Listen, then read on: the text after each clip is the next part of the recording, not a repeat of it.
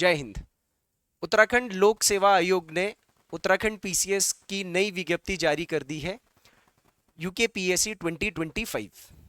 इसको अपर subordinate exam भी कहते हैं और ये उत्तराखंड के अंतर्गत हाईएस्ट लेवल के जो ऑफिसर्स है उसके लिए प्रशासनिक सेवा में चयनित करता है। तो आपको मैं बताऊंगा कि इस वीडियो के अंदर कि उत्तराखंड पीसीएस के लिए नए क्या मापदंड है, क्या एलिजिबिलिटी है, क्या सिलेबस है, क्या प्रोसेस है और क्या रणनीति रहनी चाहिए आपकी पीसीएस की एग्जाम क्रैक करने के लिए। क्योंकि वीडियो काफी लंबा हो सकता है तो इसलिए मैं पहले ही बता दूं कि आधार आईएएस एकेडमी देहरादून, जो कि नेहरू कॉलोनी पर स्थित है, उत्तराखंड पीसीएस के लिए एक स्पेशलाइज्ड बैच लेकर के आ रहा है जिसमें आपका जीएस को बहुत ज्यादा स्ट्रॉन्ग किया जाएगा और उसके साथ साथ इंग्लिश मीडियम का उत्तराखंड भी आपको कराया जाएगा। तो अगर आप ऐसा कुछ बैच ज्वाइन करना चाहते हैं तो आप हमसे संपर्क कर सकते हैं। तो देखिए, उत्तराखंड पीसीएस इस बार बहुत जल्दबाजी में आया है। पिछले साल ही उत्तराखंड पीसीएस का एक स्लॉट आया था और उसके बाद एक साल के अंतराल में उसने दोबारा से एक स्लॉट निकाल दिया। तो इसका मतलब आयोग कहीं ना कहीं पर प्रशासनिक सेवाओं में जो उच्च अधिकारी के पद हैं उसके लिए थोड़ा सा सीरियस है। पिछली बार क्योंकि एक गैप के बाद पोस्टिंग आई थी तो इसलिए थोड़े ज्यादा पद थे, इस बार पद थोड़े से कम है। लेकिन अगर ये हर साल 2 साल में होता भी रहता है इस हिसाब से तो कोई बड़ी बात नहीं है। तो 7 मई को एक नोटिफिकेशन आया था। आपको जो दो इंपॉर्टेंट डेट्स याद रखनी है वो है एक 27 मई। 27 मई इसलिए याद रखना है क्योंकि ये आपके आवेदन की लास्ट डेट है। तो अक्सर आप लोग, क्योंकि आप लोग एग्जाम भरते रहते होंगे तो आपको पता है कि जो लास्ट डेट होती है उसके रात के 12 बजे तक आपको अपना ऑनलाइन एप्लीकेशन पूरा कंप्लीट करके रखना है। ध्यान दें कि जब आप एप्लीकेशन कंप्लीट करोगे तो सबमिट करके आपको मैसेज आना चाहिए या ईमेल आना चाहिए कि आपका एप्लीकेशन सक्सेसफुली सबमिट हो गया है।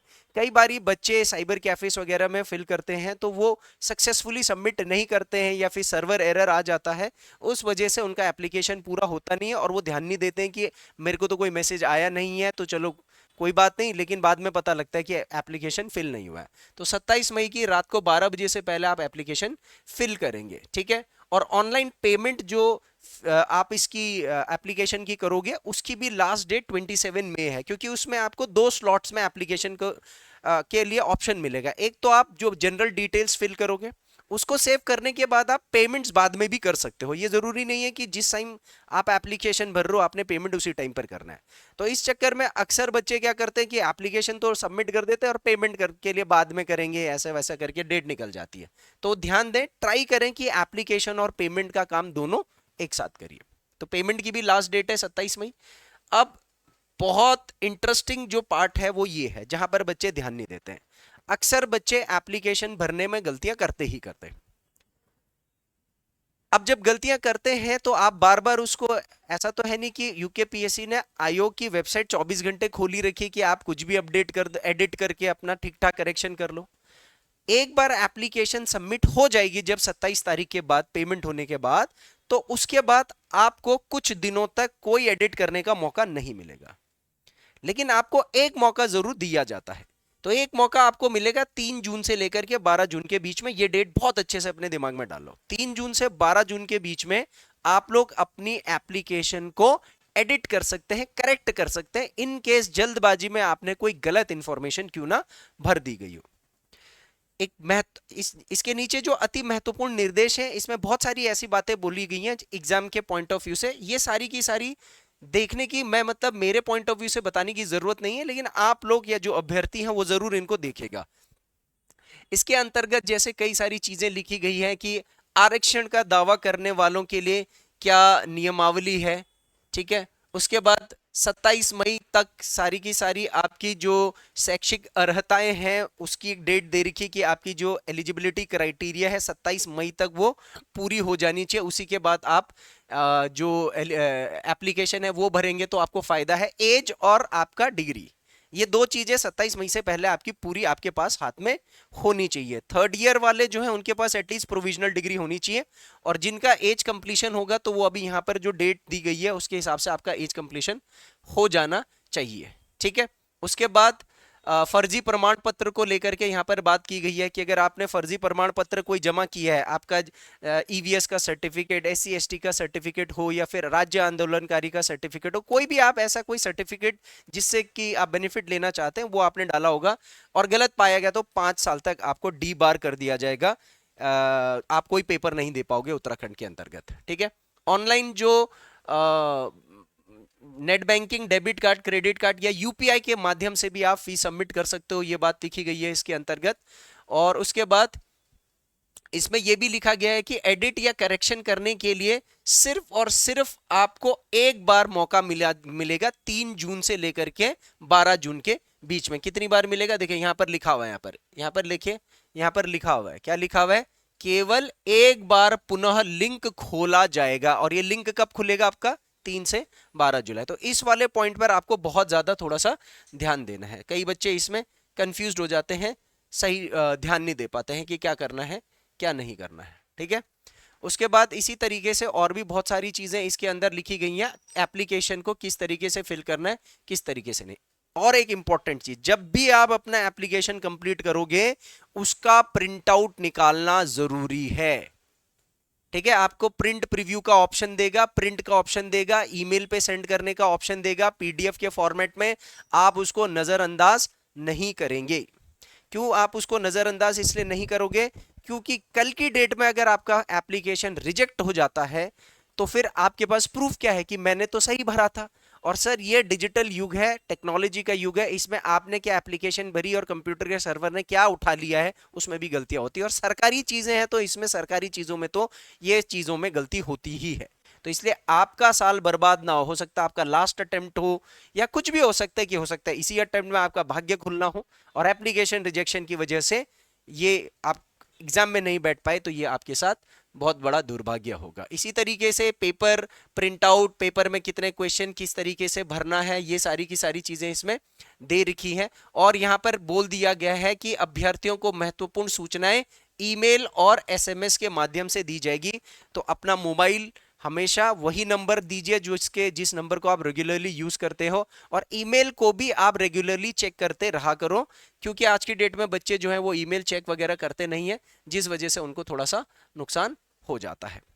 तो इस तरीके की बहुत सारी बातें यहाँ पर दे रखी है, जो कि मैं, हो सकता है कि ये चीज में सारी की सारी ना पढ़ूं। एक चीज और इंपॉर्टेंट है यहां पर, रिजर्वेशन सर्टिफिकेट के लिए ये 14 पॉइंट बहुत इंपॉर्टेंट है। आर्थिक रूप से कमजोर वर्ग के अभ्यर्थियों के लिए ईडब्ल्यूएस प्रमाण पत्र एवं ओबीसी अभ्यर्थियों के लिए उत्तराखंड राज्य की सेवाओं हेतु ओबीसी प्रमाण पत्र ऑनलाइन आवेदन की अंतिम तिथि तक वैध होना चाहिए। यानी कि जिस दिन आपका ऑनलाइन आवेदन का लास्ट डेट है 27 मई, इस डेट तक आपकी ईवीएस या ओबीसी सर्टिफिकेट की वैधता, वैलिडिटी होनी चाहिए। इन केस किसी की इससे पहले अगर खत्म हो रही है तो वो इसको रिन्यू करवा ले। हाँ, 27 मई के बाद अगर किसी का खत्म होगा तो उनको चिंता करने की जरूरत नहीं है, आप एलिजिबल हो जाओगे, लेकिन आपको 27 मई के बाद रिन्यू करवाना पड़ेगा। ठीक है, तो एक ये चीज यहां पर दे रखी है। उसके बाद एक इंपॉर्टेंट चीज यहां पर और बहुत सारे पॉइंट्स हैं, जो पॉइंट्स में अगर कोई दिक्कत भी होगी समझने में, क्योंकि हिंदी में ये सारा का सारा आता है तो कई बारी बच्चों को समझ में नहीं भी आता है। आप कोई भी पॉइंट पर अगर चाहो तो मेरे से पूछ सकते हो बाद में भी। ठीक है, फिर ये वाला पोर्शन बहुत ज्यादा इंपॉर्टेंट है, जिसमें हर डिपार्टमेंट के हिसाब से 123 पोस्ट, इस बार कितनी पोस्ट है? 123 पोस्ट है। तो हर डिपार्टमेंट के हिसाब से 123 पोस्ट कितनी है, यहां पर मैं आपको कुछ ट्रिकी बातें बताऊंगा।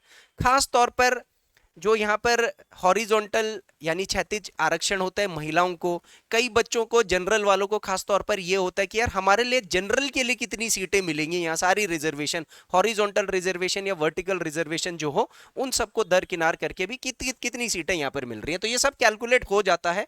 यहाँ पर दुर्भाग्य ये है कि डिप्टी कलेक्टर यानी कि एसडीएम की पोस्ट सिर्फ 3 है, इसमें से 2 जनरल और 1 शेड्यूल कास्ट के लिए रिजर्व्ड है।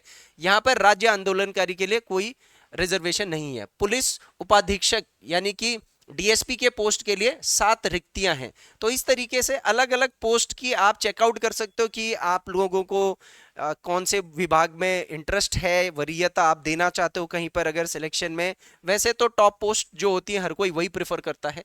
फिर इस तरफ यहां पर यह भी लिखा हुआ है कि हर पद पर उत्तराखंड महिलाओं के लिए कितनी सीटें रिजर्व्ड है और राज्य आंदोलनकारी के लिए कितनी सीटें हैं।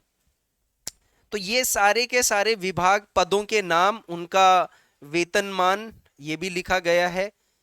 इसमें से किसी भी पद के बारे में कोई अतिरिक्त जानकारी चाहिए होगी तो आप बता सकते हो, मैं उस पर जानकारी दे दूंगा। लेकिन आप शुरुआती स्तर पर आप इस चीज में नहीं भी जाएंगे तो कोई दिक्कत नहीं है, आपका काम है पेपर क्रैक करना और सबसे ज्यादा नंबर लेकर के आना। तो ये जो टोटल जो इसमें जो पद हैं, लगभग टोटल इसमें 24 प्रकार के पद हैं, जिसमें से 123 सीटें हैं। और यहां पर ध्यान देना है 80 सीटें जनरल की हैं, 16 सीटें एससी की हैं, 3 सीटें एसटी की हैं, 15 सीटें ओबीसी की हैं, 9 सीटें ईडब्ल्यूएस की हैं। ठीक है। और हर पद पर देखिए रिजर्वेशन सारी की सारी पोस्टों में नहीं होता है। ठीक है। यहां पर कुछ कुछ पदों पर रिजर्वेशन होगा, कुछ कुछ पदों पर रिजर्वेशन नहीं होगा। तो आप हर पद के हिसाब से चेक कर सकते हो एससी रिजर्वेशन कहां पर है, एसटी रिजर्वेशन कहां पर है। यहां पर जनरल 80 का मतलब जो ये है कि जो जनरल लड़के हैं, बॉयज हैं, वो ये ना समझें कि आपके लिए 80 पद है, नहीं। इस जनरल 80 के अंदर जो मैंने इस टेबल का मूल्यांकन किया है, इसमें से लगभग 25 सीटें जो हैं वो विमेन्स के लिए, महिलाओं के लिए हैं, प्लस 5 सीटें उत्तराखंड राज्य आंदोलनकारियों के लिए जा रही हैं। तो कुल मिलाकर के इस 30 में से भी कितना आप माइनस कर दो, 30 सीटें, 80 में से कितना सीटें माइनस कर दो, 30 सीटें। तो आपके लिए कुल कितनी सीटें बन रही हैं, लगभग 50 सीटें। जनरल बॉयज के लिए 50 सीट्स होंगी। हाँ, उन सीटों पर सब लोग फाइट कर सकते हैं, तो ये ध्यान दीजिएगा। रिजर्वेशन को लेकर के कई लोग इसमें कंफ्यूज रहते हैं। किसी को डिटेल्ड वीडियो चाहिए होगा, सर रिजर्वेशन ये हॉरिजॉन्टल वर्टिकल रिजर्वेशन क्या होता है, कैसे कैलकुलेट होता है, तो ये आगे किया जा सकता है। कुल संख्या अभी 123 है, लेकिन सरकार को लगता है कि हमें आवश्यकता अनुसार पद बढ़ाने हैं या कम करने हैं, तो during the process of examination ये कम और ज्यादा हो सकता है। ठीक है। उसके बाद यहां पर फिजिकली हैंडीकैप्ड जो लोग होंगे उनके लिए खास तौर पर ध्यान देने वाली बात है। आप लोगों के लिए 2 ऐसे पोस्ट हैं जहां पर अवेलेबिलिटी नहीं है, जहां आपको फिजिकली हैंडीकैप्ड का रिजर्वेशन नहीं मिलेगा, आप वहां पर जनरल कंसिडर किए जाओगे। एक हो गया पुलिस उपाधीक्षक और दूसरा पोस्ट हो गया यहां पर, एक पोस्ट और होना चाहिए इसके अंदर, 2 पोस्ट और है इनफैक्ट, संपादक और फीचर लेखक। ये 3 पोस्ट हैं जहां पर फिजिकली हैंडीकैप्ड नहीं अलाउड है। पद दिव्यांगता की किसी भी श्रेणी हेतु चिन्हित नहीं है।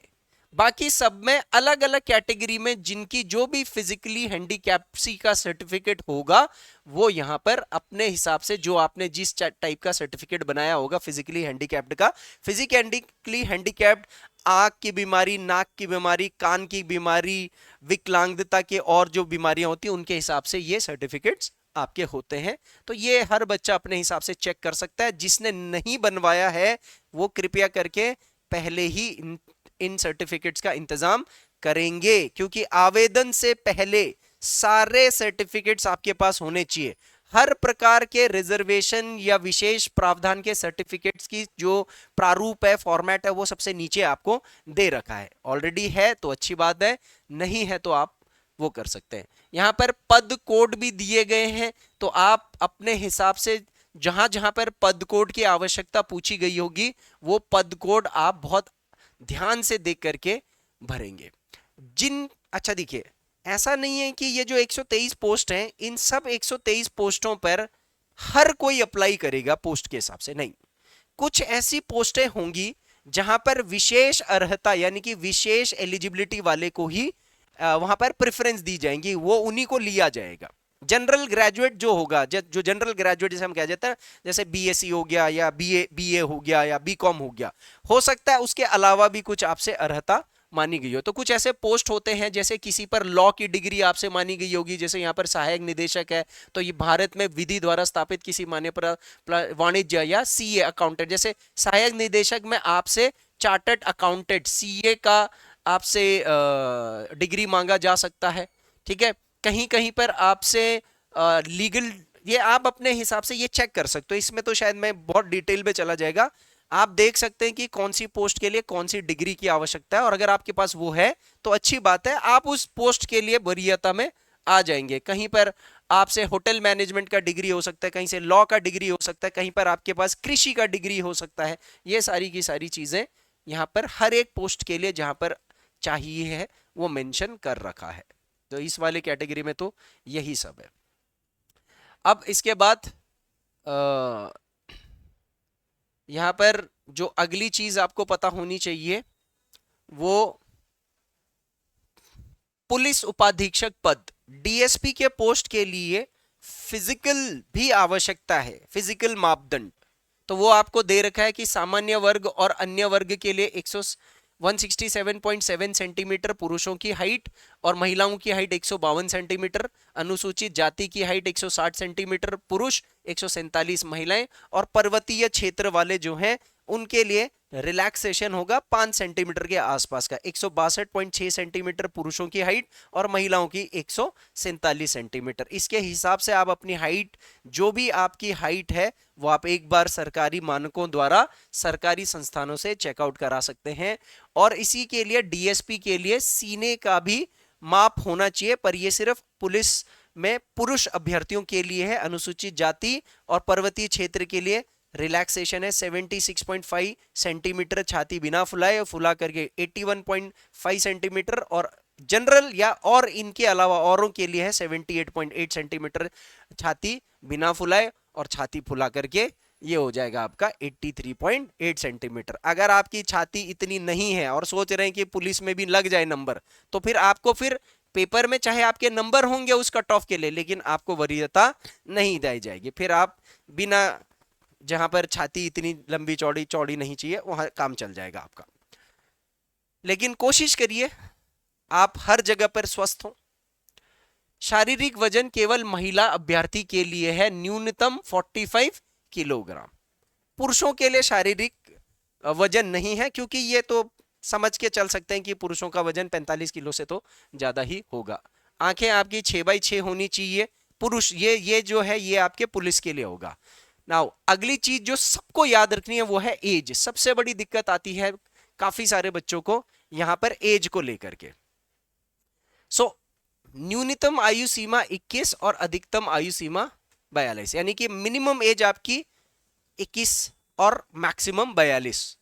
अब किस दिन के हिसाब से, तो इसके लिए गैप दे रखा है। अगर आप यहां पर देखें तो यहां पर क्या लिखा हुआ है कि अधिकतम आयु नहीं होनी चाहिए क्या, तदनुसार अभ्यर्थी का जन्म 1 जुलाई 2004 के बाद और 2 जुलाई 1983 से पहले होना चाहिए, इसके बाद नहीं होना चाहिए। तो जो व्यक्ति 1 जुलाई 2004 के बाद और 2 जुलाई 1983 से पहले पैदा हुआ है, या 2 जुलाई को भी होगा तो चल जाएगा और 1 जुलाई को होगा तो भी चल जाएगा। कई बार यही वाला पेज भी फंस जाता है, ठीक है ना। तो इसके बीच में 1 जुलाई 2024 से लेकर के 2 जुलाई 1983 के बीच में आपका डेट ऑफ बर्थ होना चाहिए। इसके बाद है तो आप एलिजिबल नहीं हो, और इससे पहले है, सॉरी, एक जनवरी के पश्चात अगर है आपका जन्म 1 जुलाई 2004 के बाद हुआ है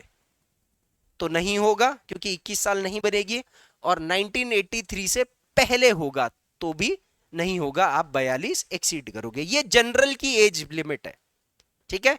ये जो एज लिमिट आएगी इस बीच में ये कितने आएगी, 42 साल। अब भैया रिजर्वेशन भी तो है कि नहीं है रिजर्वेशन, ठीक है।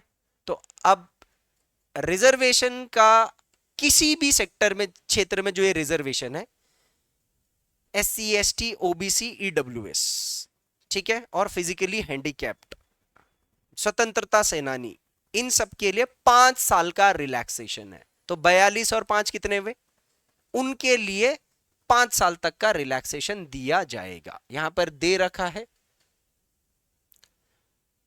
अनुसूचित जाति, अनुसूचित जनजाति, OBC के लिए कितना साल का है, 5 साल का रिएक्शन।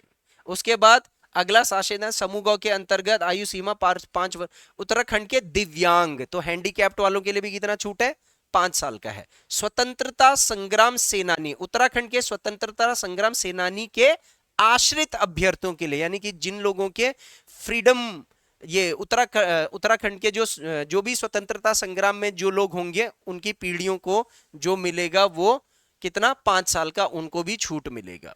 और उसके साथ साथ उत्तराखंड राज्य के जो पूर्व सैनिक हैं उनके बच्चों को भी 5 साल का रेज रिलैक्सेशन है, इस वाले मापदंड को पढ़िएगा। और उसके साथ साथ इसमें एक चीज और है, वो है उत्तराखंड राज्य आंदोलनकारियों के लिए। तो उत्तराखंड राज्य आंदोलनकारियों के लिए इसके अंतर्गत यहां पर अनुसूचित जाति, राज्य आंदोलन, महिला, ये सब, इन लोगों के लिए आरक्षण का लाभ अनुमन्य नहीं होगा। अनुसूचित जाति, जनजाति, पिछड़ा वर्ग, कमजोर वर्ग, पूर्व सैनिक, स्वतंत्रता संग्राम के आश्रित, अनाथ बच्चे, राज्य आंदोलन करते थे, महिला श्रेणी के ऐसे अभ्यर्थी जो उत्तराखंड राज्य के अधिवासी नहीं है। तो जब मतलब इन लोगों के बच्चे अगर उत्तराखंड के अधिवासी डोमिसाइल होल्डर नहीं है तो उनको रिजर्वेशन नहीं मिलेगा, डोमिसाइल होल्डर होना चाहिए। ठीक है, तो आप अपने हिसाब से चेक कर सकते हैं आपके किस रिजर्वेशन कैटेगरी में आते हो। अब इसके बाद जो इंपॉर्टेंट चीज है वो है सीधा सीधा आपका एग्जाम स्ट्रैटेजी, शारीरिक मापदंड, ऑनलाइन एप्लीकेशन कैसे भरना है उसका पूरा का पूरा ब्यौरा यहाँ पर दे रखा है। मेरे ख्याल से आज की डेट में हर कोई ऑनलाइन एप्लीकेशन भर लेगा। फोटो और सिग्नेचर ये थोड़ा सा इंपॉर्टेंट है। फोटो और सिग्नेचर आपका क्या होना चाहिए, क्लियरली, बहुत साफ साफ सिग्नेचर सफेद पेपर में करके आपको स्कैन करके डालना है, वो थोड़ा सा ध्यान दीजिएगा। ओटीपी आएगा आपके मोबाइल पर हर चीज के लिए, तो ओटीपी बहुत अच्छे से यूटिलाइज करिएगा। ठीक है, तो ये ऑनलाइन सबमिशन को लेकर के है। फॉर्म किस तरीके से भरना है क्या नहीं है, यहां पर वो फीस लिखी गई है कि रिजर्व्ड कैटेगरी वाले को कितना टोटल फीस देना है टैक्स के साथ, 166 रुपए 36 पैसे। ठीक है, जनरल के लिए कितना है, 166 36 पैसे। बाकी उत्तराखंड के अनाथ बच्चों के लिए यहाँ पर कोई भी शुल्क नहीं है। भाई जो अनाथ है तो फिर शुल्क क्यों लिया जाएगा।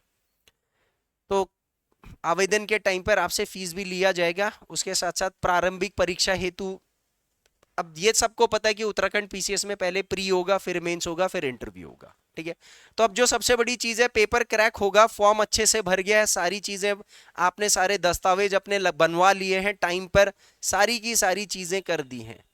यहाँ पर एक ईमेल आईडी भी है, इन केस इसकी जरूरत किसी को पड़ती है तो यहाँ पर आप देख सकते हैं कि email ID objection GoPan03 Gmail पर आप अंतिम निर्धारित समय या तक प्रेषित कर सकते हैं। अगर आपको कोई भी चीज आंसर की में, जब आप समझ लिए आपका प्री का एग्जाम निकल गया, ठीक है, प्री निकल गया, प्री का सरकार ने आंसर की जारी कर दिया और आपको लगता है यार कोई आंसर की आपके हिसाब से गलत है, किसी मानक के हिसाब से गलत है, तो आप इस ईमेल आईडी पर उस समय भेज सकते हैं अपना प्रत्यावेदन। ये तो बाद में भी पता लग जाएगा। चलिए, फिर उसके बाद क्योंकि 86 पन्नों का ये पेज है तो सारा का सारा तो अभी नहीं हो सकता है, लेकिन मैं आपको मेन इसका प्रोसेस बता देता हूं कि और इसमें आपको क्या क्या चीजों का ध्यान देना है। अब आप एग्जाम पैटर्न पर चलते हैं सीधा, प्री में क्या आएगा, मेंस में क्या आएगा और आपको किस चीज का ध्यान देना और कितने कितने नंबर का क्या होगा। सबसे मेन चीज तो यही है। अच्छा, यहाँ पर उत्तराखंड सम्मिलित राज्य सिविल में कुछ आपके सेंटर के पद कोड होते हैं ना, सेंटर आपको कहाँ पर प्रेफरेंस देना है, तो वो नगर के कोड यहाँ पर लिखे हैं। अगर आप देहरादून में पेपर देना चाह रहे हैं तो देहरादून का 19 है पद कोड, ये भी बहुत ढंग से आपको भरना है परीक्षा केंद्र का पद कोड। ठीक है, यहां से आ जाते हैं। 3 तरीके से पेपर होगा, प्रारंभिक परीक्षा, मुख्य परीक्षा, साक्षात्कार परीक्षा। ठीक है, पहले होगा आपका प्री जिसमें एमसीक्यू होंगे, फिर मेंस और उसके बाद इंटरव्यू। यहां पर मैं इसमें कोशिश करूंगा कि ये मैं आपको इंग्लिश में बताऊं, इसकी तरफ मैं इंग्लिश में जाना चाहूंगा। यहाँ पर सिलेबस पूरा, ये पूरा सिलेबस आपको हिंदी में दे रखा है, तो यहाँ पर क्योंकि हम इंग्लिश मीडियम के लिए बैचेस चलाते हैं तो मैं आपको इस क्षेत्र में इंग्लिश में आपको बताना चाहूंगा कि यहाँ पर क्या क्या आपको आएगा।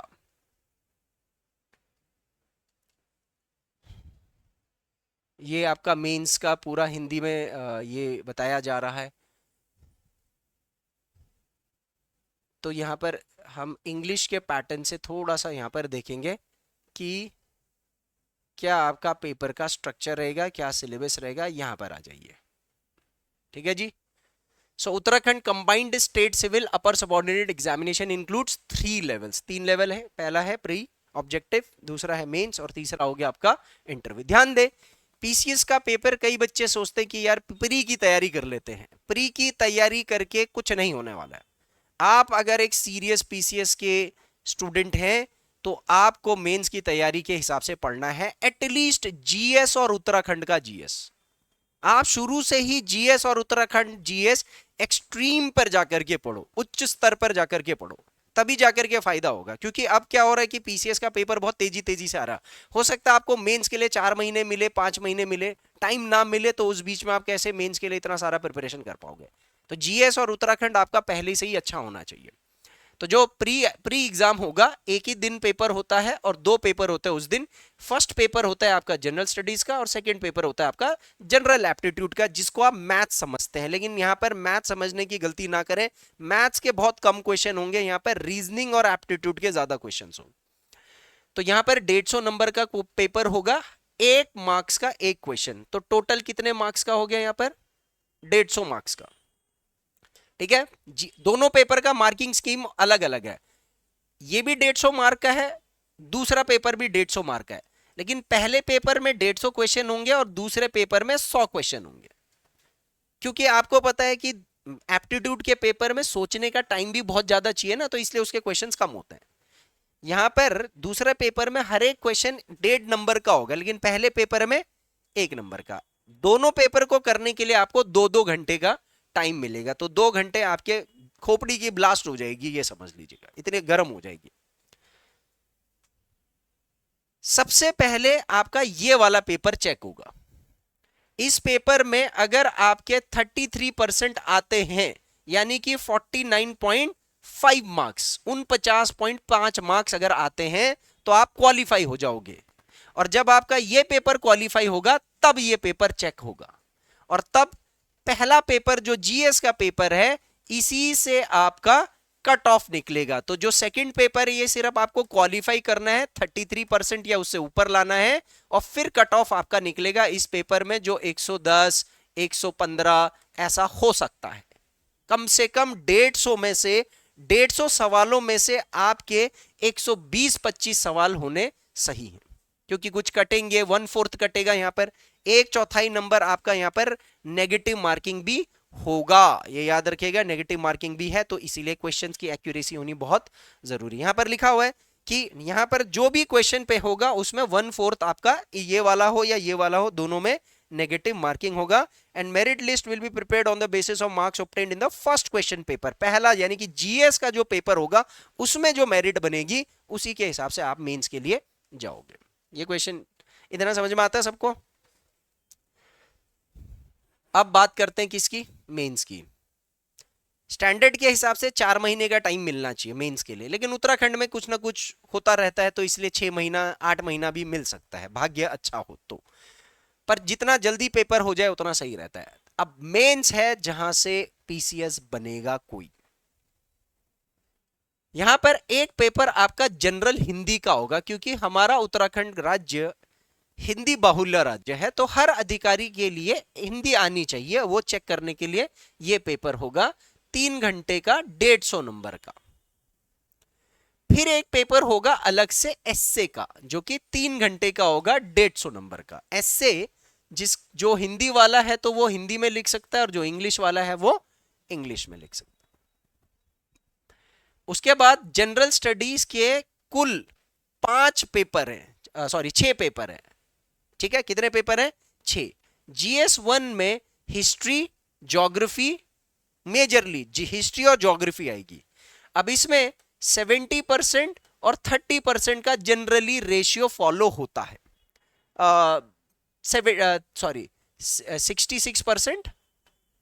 66% और 33% का।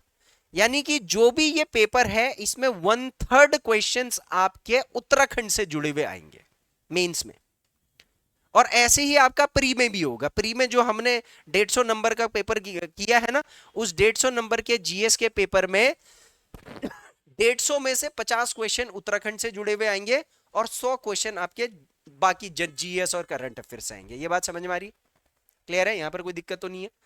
तो एक पेपर हिस्ट्री ज्योग्राफी का हो गया, national, international, world, physical, Indian, और उसके साथ साथ उत्तराखंड का हिस्ट्री ज्योग्राफी। सेकंड पेपर आपका पॉलिटी और गवर्नेंस और इंटरनेशनल रिलेशनशिप से, तो पॉलिटी और आईआर और सोशल सर्विस से। ये भी वही है, 70% के आसपास नेशनल लेवल पर और 30% उत्तराखंड के लेवल पर। यहां पर ध्यान देना कि जितने भी ये पेपर हैं जीएस के, पेपर 1 2 3 4 5 6, ये सारे पेपर 200 नंबर के होंगे। सिर्फ आपका एसए और जो हिंदी का पेपर है वो 150 मार्क्स का होगा। ये बात समझ में आ रही? 800 नंबर का मेजरली जीएस है और 200 नंबर का उत्तराखंड का जीएस, 400 नंबर का उत्तराखंड का जीएस है। तो ये भी ध्यान दीजिएगा। उसके बाद तीसरा पेपर आपका होगा इकोनॉमिक्स और एनवायरमेंट और डिजास्टर मैनेजमेंट का, क्योंकि आपको पता है उत्तराखंड आपदा ग्रसित राज्य है, 200 नंबर। फिर उसके बाद general studies paper 4 ethics, integrity and aptitude, ये भी आपको पता है यूपीएससी सिविल सर्विसेज इसका भी पूछता है। उसके बाद आगे के दो पेपर, फिफ्थ और सिक्स्थ पेपर, जैसे यूपीएससी में ये दो पेपर जो होते हैं वो ऑप्शनल सब्जेक्ट के होते हैं ना। देखो यूपीएससी का पैटर्न लगभग ऐसे ही होता है, 4 पेपर, 4 जीएस के ऐसे पेपर होते हैं, 5वां पेपर एथिक्स का होता है, और उसके बाद उसके जो पेपर होते हैं वो होते हैं ऑप्शनल सब्जेक्ट के 2 पेपर। यहां पर ऑप्शनल सब्जेक्ट नहीं है, यहां पर क्या है, उत्तराखंड से जुड़ा हुआ आएगा जो भी आएगा। अच्छा एक चीज यहां पर याद रखना कि ये वाले जो पेपर हैं इनमें उत्तराखंड का नहीं आएगा, इनसे रिलेटेड जो भी कुछ है वो उत्तराखंड से रिलेटेड कहां पर आ सकता है, यहां पर आएगा, ये ध्यान दीजिएगा। But this is not limited to this, ज्यादातर ये 30-70 मैंने रेशियो इसलिए रखा है क्योंकि यहां पर भी लिंक करके वो पूछ सकता है। तो 2 पेपर आपके उत्तराखंड से आएंगे, knowledge of Uttarakhand, knowledge of Uttarakhand. पर सर कैसा नॉलेज? 400 नंबर का उत्तराखंड का ही पेपर आ रहा है। तो ये knowledge of Uttarakhand, knowledge of Uttarakhand में क्या है, पूरा सिलेबस नीचे दे रखा है। आप समझ रहे हो मेरी बात को? पूरा सिलेबस नीचे दे रखा है, यही चीजों का उत्तराखंड का history, polity, eco, environment, social development, schemes, culture, सब कुछ उत्तराखंड से जुड़ा हुआ, और वो भी लिखने के फॉर्मेट में। और उत्तराखंड के ज्यादातर बच्चे कहां पर फेल आउट हो जाते हैं, यहां पर लिखने वाले में, क्योंकि वो ग्रुप सी और वन लाइनर टाइप के तो बहुत सारे हम लोगों ने प्रैक्टिस करी होती है ना, लेकिन लिखने वाले पेपरों की कम तैयारी करते हैं क्योंकि आते ही कम है वो पेपर। तो इसमें जो थोड़ा सा स्किल्ड बच्चा होगा, अच्छी तैयारी कर रखी होगी, कुछ थोड़ा सा भी लिख देगा, हल्की फुल्की नॉलेज में भी अंदर निकल जाते हैं वो, क्योंकि वहां मेंस में कंपटीशन बहुत ज्यादा छट जाता है। उत्तराखंड में मेंस में कंपटीशन बहुत कम होता है ऐसा कहते हैं। तो 1500 नंबर का आपका ये होगा रिटर्न एग्जाम, और उसके बाद जो रिटर्न में क्वालिफाई होगा 150 नंबर का इंटरव्यू, और टोटल 1650 की फाइनल मेरिट बनेगी। कितने की बनेगी फाइनल मेरिट? 1650 की। अब मजेदार बात यह है कि कई बच्चे जो हैं वो ये नहीं देखते हैं द सिलेबस।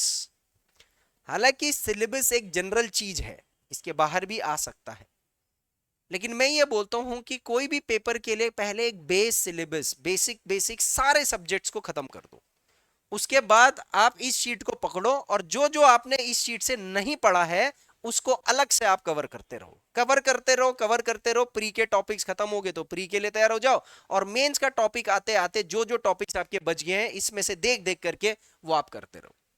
तो जो पहला पेपर है प्री का, उसका सिलेबस कुछ इस तरीके से है, ठीक है। Indian history, culture, national movement, और इसके साथ साथ यहां पर देखिए आपको नीचे यहां पर सारा हिस्ट्री का सिलेबस लिखा हुआ है, उसमें थोड़ा सा वर्ल्ड हिस्ट्री भी पूछेगा। ये आप देख लीजिए वर्ल्ड हिस्ट्री में क्या क्या पूछेगा, यहीं से ही हम निकाल सकते हैं। वर्ल्ड हिस्ट्री भी थोड़ा सा बहुत पूछ सकता है, और उसके साथ साथ उत्तराखंड का हिस्ट्री, उत्तराखंड का pre history, ancient history, medieval history, और फ्रीडम स्ट्रगल वाला हिस्ट्री, ये भी पूछ सकता है। और इसी तरीके से आपके जो वर्ल्ड ज्योग्राफी, सारा यही है। देखिए जो आप बेसिक पढ़ते हो सब चीज के लिए वहीं से पूछेगा, लेकिन क्योंकि ये पीसीएस का पेपर है तो ये अच्छे लेवल पर क्वेश्चन पूछेगा। कंपटीशन बहुत ज्यादा हो रहा है, तो प्री में भी अच्छे लेवल पर ट्रिकी क्वेश्चन पूछेगा। सीधे सीधे रट्टा मारो वाले क्वेश्चंस नहीं पूछेगा कि यार पिछले 10 साल का समूह गौ का मैं रट्टा मार देता हूं और इसी में से कुछ बन जाएगा। नहीं सर, वो क्वेश्चंस उत्तराखंड के पूछ सकता है, लेकिन जीएस के क्वेश्चंस की कोई सीमा नहीं है। और आप एक बात मेरी मान के चलिए, मैंने आपको बोला कि जो फर्स्ट पेपर है उसमें जीएस वाले पेपर में प्री में 150 नंबर है, और उसमें 50 का क्या आएगा उत्तराखंड, और 100 नंबर का क्या आएगा बाकी जीएस और करंट अफेयर्स। तो आपको क्या लगता है उत्तराखंड में पढ़ने वाले बच्चे इस 50 नंबर में हर कोई बच्चा जो तैयारी में है कितना नंबर ले आएगा? 30 नंबर तो हर किसी के आ ही रहे हैं। थोड़ा अच्छा पढ़ने वाला होगा तो वो कितना लेगा? 35। और जो बहुत अच्छा पढ़ने वाला होगा वो कितने ले आएगा? 40। उसके आगे तो फिर एक एक नंबर के लिए फिर वही किस्मत वाली बात है। तो ये 30 नंबर तो समझ लो 25-30 नंबर तो सबके आएंगे। तो कट ऑफ आपको चाहिए 110 नंबर के आसपास कम से कम।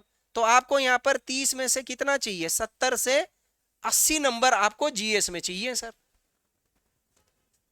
तो अगर आपका यहां 40 बन रहा है तो यहां पर आपको 70 नंबर चाहिए, यहां आपका 30 बन रहा है तो यहां पर आपको 80 नंबर चाहिए कट ऑफ के लिए, सेफ साइड में रहने के लिए। हो सकता है कट ऑफ 100 आ जाए, 95 आ जाए, डिफिकल्ट पेपर हो तो। सर कट ऑफ में उत्तराखंड में प्री में कट ऑफ में जो पोर्शन योगदान देगा वो जीएस का है, ना कि केवल उत्तराखंड का जीएस। इसलिए आपकी जिसकी जीएस मजबूत होगी वो थोड़ा सा मेहनत उत्तराखंड के जीएस पर करेगा भी, तो भी वो 25, 25, 30 नंबर ले आएगा। 20-25 नंबर आ जाते हैं थोड़े बहुत तैयारी करके, लेकिन थोड़ा अच्छा तैयारी, क्योंकि आपने मेंस में भी करना है ना, तो मेंस में आपने उत्तराखंड के बारे में लिखना है हर चीज को। एनालिटिकल माइंड चाहिए उत्तराखंड के बारे में, उत्तराखंड के संसाधनों के बारे में, करंट में, योजनाओं के बारे में, उत्तराखंड की प्रगति, गरीबी, पलायन, कई सारे मुद्दों के ऊपर आपकी बहुत अच्छी विचार होनी चाहिए। और आप आंकड़ों के साथ अगर लिखोगे तो आपका नंबर और ज्यादा बेटर होता है। तो उसकी तैयारी आप पहले से करो अच्छे से। तो जो पहली से तैयारी करेगा तो वो तो 40 नंबर का टारगेट लेकर के चलेगा उत्तराखंड में, फिर यहां पर 70-80 नंबर का टारगेट लेकर के चलेगा, क्योंकि ये चीज आपकी फिर मेंस में भी काम आने वाली।